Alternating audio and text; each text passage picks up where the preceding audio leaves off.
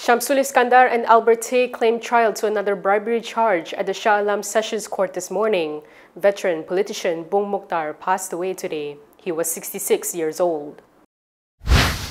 Malacca PKR Chief Shamsul Iskandar Akin pleaded not guilty at the Shah Alam Sessions Court this morning over one charge of receiving bribes totaling 64,924 ringgit from businessperson Albert Tei. Shamsul was accused of taking the bribe in his capacity as the then political secretary to Prime Minister Anwar Ibrahim to help Tei secure mining exploration licenses in Sabah.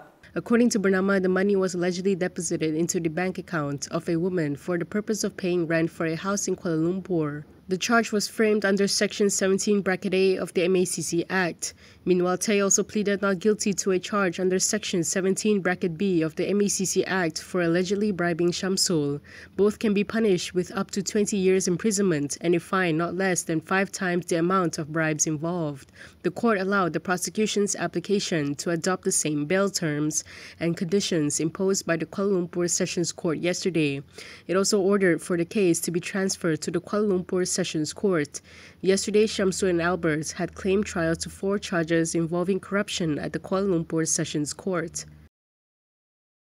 Sabah BN chairperson Bung Moktar Radin passed away at Gleneagles Hospital in Kota Kinabalu, Sabah early this morning at the age of 66.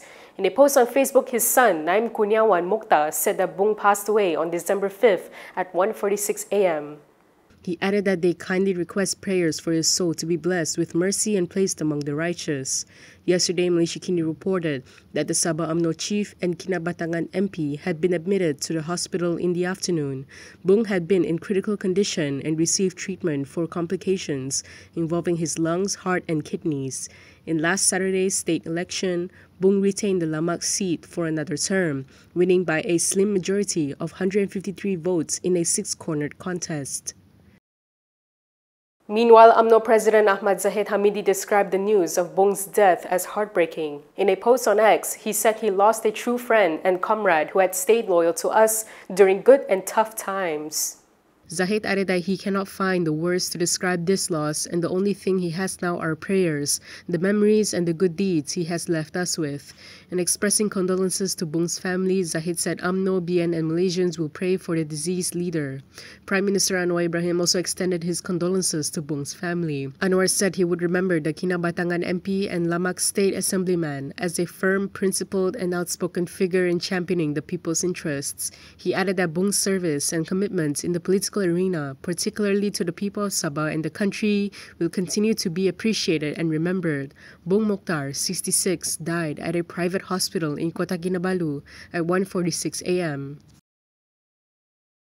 From now on, you can also listen to KiniNews on Spotify and Apple Podcasts. Scan the QR code on the screen to follow us. The MACC has detained a Perkata National MP. This is over alleged corruption in a cattle farming joint venture owned by the Kedah state government. A source told Malaysia Kini that the probe into Padang Serai MP Azman Nasruddin, which began in February, centers on allegations that he misused his position as the Kedah Agriculture and Food Industry Exco. The source added that he received roughly 400,000 ringgit for assisting with land use approval for a feedlot project. The source said an investigation paper was opened following a complaint received on February 10, 2025, and investigations were carried out, during which statements from 15 witnesses were recorded. When contacted, MACC Chief Commissioner Azam Baki confirmed the arrest. He said Azman's statement was recorded under Section 53(3) of the MACC Act 2009 before he was released on bail. Malaysia Kini has contacted Azman for comment and is awaiting his response. The Cabinet has decided to refer past MP Taqiyuddin Hassan to the Rights and Privileges Committee. This was over his remarks on the Rusila Mosque incident in September, which involved Malaysian Maritime Enforcement Agency officers. Minister in the Prime Minister's Department for Law and Institutional Reform, Azalina Othman Said, stated that this was after considering views from all MPs during the recent Dewan Rakyat sitting. She said the motion tabled in the Dewan Rakyat will be fine-tuned for the matter to be officially referred to the committee.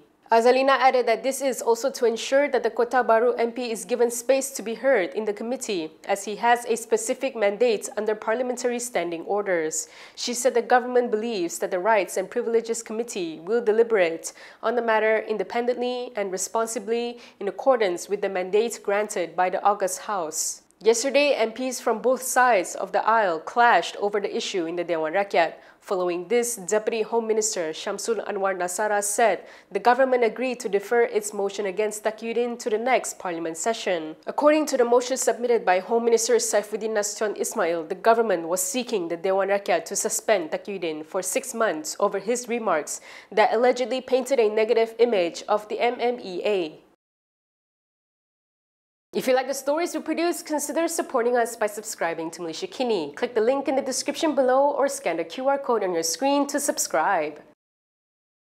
DAP appears to be stepping up pressure on Prime Minister Anwar Ibrahim. In a post on Facebook today, DAP advisor Lim Kuan Eng shared his speech from Monday night at an event in Penang where he said that some feel Anwar has not done enough. He said they have heard the voices of the people and will take their views seriously. He added that they will convey these concerns to the Prime Minister and urge the government to fulfill its promises as soon as possible. Lim stressed that when the Prime Minister does the right thing, we must speak fairly, but when he does something wrong or not enough, we also have the responsibility to speak up. He said this is a fundamental principle of being an elected representative. He added that he hoped the Prime Minister would announce good news at the end of the year and not disappoint the support and trust that non-Malays have given to Pakatan Harapan.